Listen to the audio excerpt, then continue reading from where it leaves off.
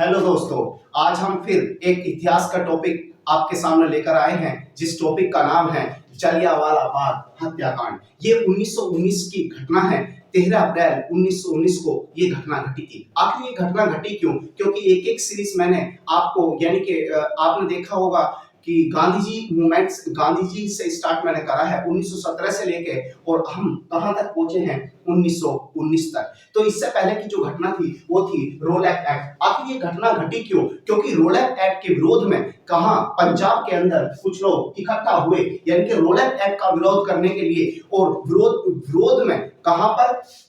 पंजाब में और जलियांवाला बाग के अंदर। और उसमें क्या होता है, दो व्यक्ति थे, doctor Saifuddin Kitchlew and doctor Satyapal. इन दोनों को क्या कर लिया जाता है, रोलैक एक्ट के विरोध में गिरफ्तार कर लिया जाता है। और कुछ लोग यानी कि जलियांवाला बाग हत्याकांड में, जलियांवाला बाग के अंदर क्या होते हैं, इकट्ठा होते हैं शांतिपूर्ण धरना करने के लिए। लेकिन कुछ लोग इसका विरोध में, यानी कि अंग्रेजों को ये लगता है कि ये हमारे बिना परमिशन के ये घटना यानी कि जन्म लेती है, और वो यहाँ पर गोली चलने के आदेश दे देता है। कौन? डायर। आते हैं आगे, चलते हैं। जलियांवाला बाग हत्याकांड 1919 की घटना है। आखिर इसमें क्या है? रोलैक एक्ट, यानी कि रोलैक एक्ट के विरोध में कहां पर? पंजाब में दो लोकप्रिय नेता हैं, दो लोकप्रिय नेता हैं। दो लोकप्रिय नेता का पंजाब के कौन कौन से? डॉक्टर सत्यपाल और डॉक्टर सैफुद्दीन किचलू। इन दोनों को क्या कर लेते हैं, यानी कि गिरफ्तार कर लिया जाता है रोलैक एक्ट के विरोध में। रोलैक एक्ट के बारे में इससे पहली वीडियो में मैं आपको समझा चुका हूं।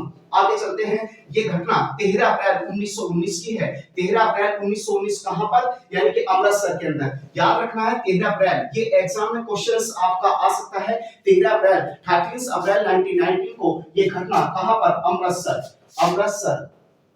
अमृतसर में क्या हो रही थी? एक विशाल सभा हो रही थी। और विशाल सभा जो हो रही थी उसमें क्या थी, यानी कि विशाल सभा में इन लोगों के इकट्ठा हुए थे कहां पर? जलियांवाला बाग, यानी कि अमृतसर के पास में।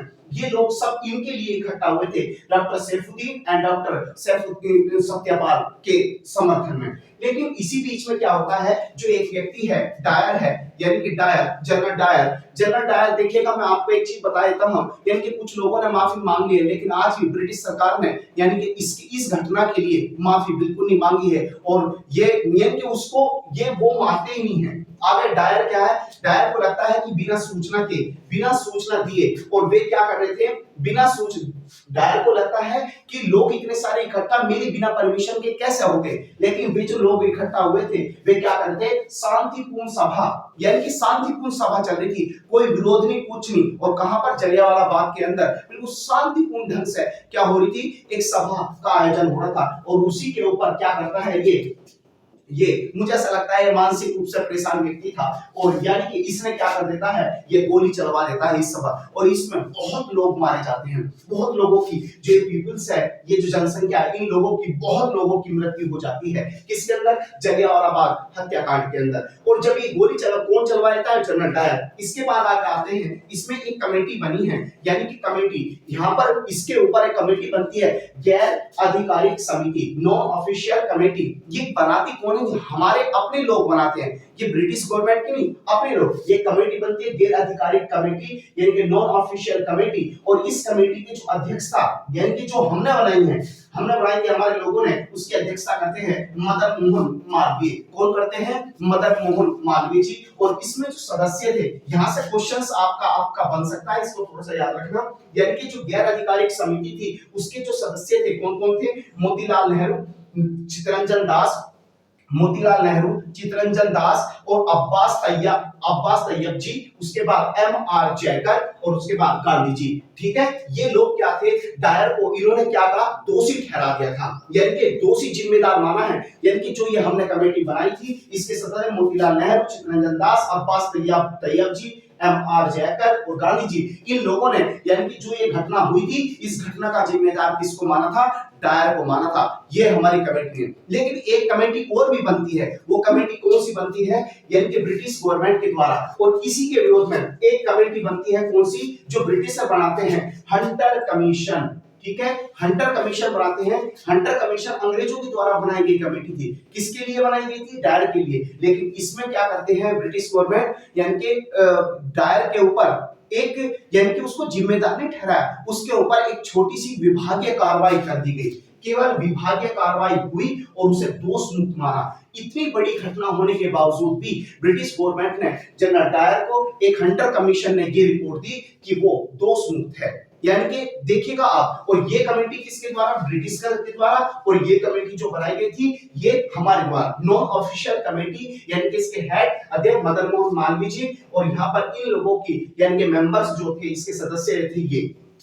इसी बीच में क्या होती है, इस घटना को देखते हुए हमारे यानी कि जो टाइटल्स यानी कि उपाधि, यानी कि कुछ लोगों ने उपाधियां लौटा दी थी। किसकी उपाधियां, नाइटहुड्स की उपाधि रविंद्रनाथ टैगोर ने लौटा दी थी, और केसरे हिंद की उपाधि गांधी जी ने लौटा दी थी। इस घटना को देखते हुए कुछ लोगों ने, जो हमारे जो सबसे मान्य और इस समय लोग थे, उन्होंने ये उपाधियां, नाइटहुड की उपाधि रविंद्रनाथ टैगोर और केसरे हिंद की उपाधि जो टाइटल्स था वो किसने लौटा दिया था, गांधी जी ने। तो ये छोटी सी बेसिक जानकारी थी आपके लिए, ताकि आप इसको समझ सकें कि आखिर जलियांवाला बाग कांड क्यों हुआ। क्योंकि रोलैक एक्ट के विरोध में जो थे, यानी कि कुछ लोगों को पकड़ लिया गया था। कुछ लोग कौन थे, यानी कि दो व्यक्ति थे, पंजाब के लोकप्रिय नेता डॉक्टर सत्यपाल और डॉक्टर सैफुद्दीन किचलू। इन दोनों को पकड़ने के बाद और इन्हीं का विरोध शांतिपूर्ण तरीके से, कहां, अमृतसर के जलियांवाला बाग के अंदर ये शांतिपूर्ण सभा कर रहे थे। और इसी बीच में जो डायर था, डायर ने उसको लगा कि बिना परमिशन के इतनी बड़ी जनसभा, और उसने ना कुछ करा और निहत्थे लोगों पर क्या चलवा दी, गोली, और उसमें बहुत लोग मारे गए। कुछ लोग जान बचाने के लिए कुएं के अंदर कूद गए, और ये नरसंहार सा माना जाता है। तो ये छोटी सी घटना है, इसकी डेट याद रखना, 13 अप्रैल 1919 को, और कहां पर, जलियांवाला बाग हत्याकांड। और ये शांतिपूर्ण सभा थी। इसके सदस्य मोतीलाल नेहरू, चित्तरंजन दास, अब्बास तैयब जी, एम.आर. जयकर और गांधी जी ये सदस्य थे। कमेटी का ध्यान रखना, कभी-कभी कमेटी कई बार पूछी गई है, थोड़ा सा बड़े एग्जामों, पीसीएस के एग्जाम में कई बार आई है। गैर अधिकारी कमेटी, नॉन ऑफिशियल कमेटी, उसके अध्यक्ष, और जो हंटर कमीशन बना था, ये देखा हुआ कि हंटर कमीशन यानी कि इसके लिए, और उसमें क्या, डायर को दोष मुक्त कर दिया था। ये एक आपकी छोटी जानकारी मैंने आपके सामने रखी है, और एक सीरीज ऐसे ही मैं लेकर आपके सामने आता रहूंगा। और मुस्कुराते रहिएगा, मेहनत करते रहिएगा, हिम्मत कभी मत हारिएगा, क्योंकि जीवन एक संघर्ष है और उसको हंसते हुए आपको आगे बढ़ना है। एक छोटी एसआई, दिल्ली पुलिस, जितने भी एग्जाम आ रहे हैं आप देखिएगा, और मेरी आपको बहुत बहुत शुभकामनाएं। मुस्कुराते रहिएगा। जय हिंद, जय भारत।